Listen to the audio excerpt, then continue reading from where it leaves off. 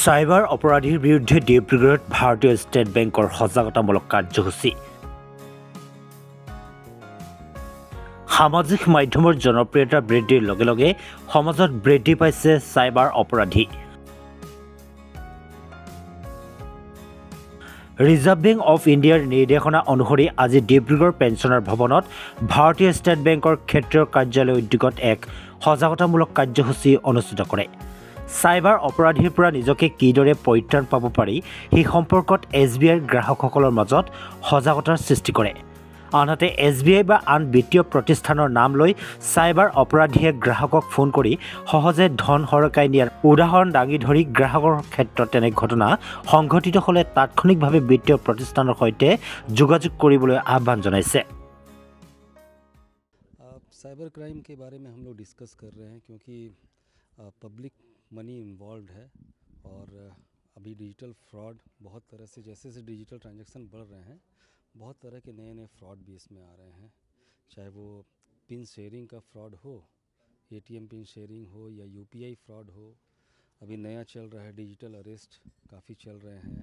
Courier fraud है, marriage invitation fraud चल रहे हैं। तो ये सब अवेयरनेस के लिए जो हमारे कस्टमर्स हैं जो बैंक के साथ डील करते हैं उनको हम लोगों ने बुलाया है और उनको अवेयर कर रहे हैं इसके बारे में। एक तो है कि हमारे पास में जो गवर्नमेंट ऑफ इंडिया का जो टोल फ्री नंबर है 1930, इमीडिएटली किसी के साथ ऐसा होता है और उसे लगता है कि ऐसा उसके साथ फ्रॉड हो गया है तो इमीडिएटली उसमें रिपोर्ट करना चाहिए। इसके अलावा बैंक का जो टोल फ्री नंबर है या कस्टमर केयर नंबर है 18001234, इसमें इमीडिएटली रिपोर्ट करना है। इसके अलावा बैंक मैसेजेस देती हैं, इस तरह की मीटिंग करती हैं और every now and then message जाता है कस्टमर के पास में कि आप अपना शेयर नहीं कीजिए। कुछ भी ऐसा आपको महसूस होता है तो इमीडिएटली अपने बैंक को नज़दीकी जो ब्रांच है या आपकी जो ब्रांच है वहाँ पर आप खबर कीजिए इसके बारे में। तो अवेयरनेस यहाँ पर जो ज़रूरी है कि वो अवेयरनेस चाहे बैंकर के पार्ट में भी हो और साथ साथ में कस्टमर के पार्ट में। आप जितने अवेयर होंगे फ्रॉड उतना ही कम होगा। ভাৰতবৰ্ষত আজি গোটেই আমাৰ কৰ্পৰেশ্যনৰ পৰা মুম্বাইৰ পৰা গোটেই ভাৰতবৰ্ষত যিমান ক্ষেত্ৰীয় কাৰ্যালয় আছে সকলোতে আজি এইটো কাষ্টমাৰ মিট কৰিছে। এই মিটত মানে অকল মেইন দুটা এজেণ্ডা হৈছে, আমাৰ চাৰি মাত্ৰ কৈ গ'ল যে চাইবাৰ চিকিউৰিটিৰ ওপৰত এতিয়া নতুন ডিজিটেল এৰেষ্ট হৈছে। ডিজিটেল এৰেষ্টত কি মানুহবিলাক ব্লেকমেইলিং কৰে, ক'ব যে আপোনাৰ দাদাই এনেকৈ এটা বেয়া কাম কৰিছে, আপোনাৰ ল'ৰাই বেয়া কাম কৰিছে। গতিকে এইবিলাক সজাগতা কৰিবৰ কাৰণে গোটেই ভাৰতবৰ্ষত আজি ষ্টেট বেংকে 26 নৱেম্বৰত এইটো মিটিং এই একে সময় 4টা বজাত কৰিছে আৰু কাষ্টমাৰক সজাগ কৰিবৰ কাৰণে।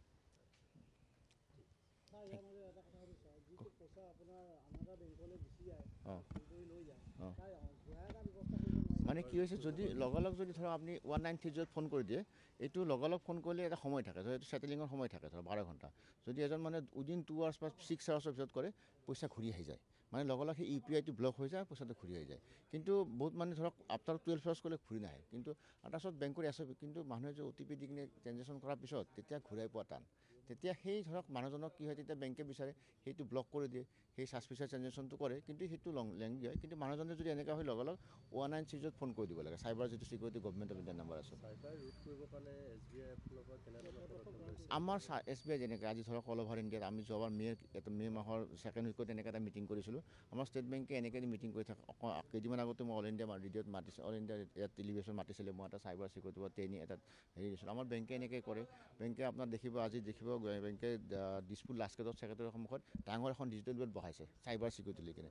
বেংকে মানুহক সজাগ কৰিবৰ কাৰণে এইটো কৰিছে। কিন্তু মানুহবিলাকে যেনেকৈ আমাৰ এইমাত্ৰ DGM ছাৰে কৈ গ'ল যে এই কেতিয়াবা মুডবিলাক ঠিক নাথাকে, মানে ইম'চনেলি কেতিয়াবা অকণ উইক থাকে, তেতিয়া সেই তেখেতসকলে এইটো মানুহজনক এটাক কৰি কিনে কামটো কৰি লয়। গতিকে এইটো সজাগতা বেলেগ নাই, সজাগতা কৰিব লাগিব। আৰু বেংকৰ ফালৰ পৰা সেইটো 1930টো আমি কৰিব লাগিব। 1930 বা টোল ফ্ৰী নাম্বাৰ যিটো ছাৰে কৈ গ'ল সেইটো। State Bank of India Dibrugarh ব্ৰাঞ্চৰ সহযোগত আমি পেঞ্চনাৰ ভৱনত আজি তেওঁলোকে এটা সজাগতা শিবিৰ পাতিছে। আমাৰ যিহেতু আজিকালি মানে বহুত টকা পইচাৰ লেনদেন হৈ অনলাইন লেনদেন হয়, তাত মানে আমাৰ বিশেষকৈ ছিনিয়ৰ চিটিজেনসকলে এই অনলাইন এৰিত সিমান এক্সপাৰ্ট নহয়, যাৰ কাৰণে তেওঁলোকৰ বহুমূল্য অৰ্জন কৰা ধন তেওঁলোকে হেৰাব লগা হয়। এইখিনি ফ্ৰড বা এনেকুৱা স্কেমৰ পৰা যেনেকৈ বাচিব পাৰি তাৰ বিষয়ে তেওঁলোকে বিস্তৃতভাৱে জনাইছে আমাক।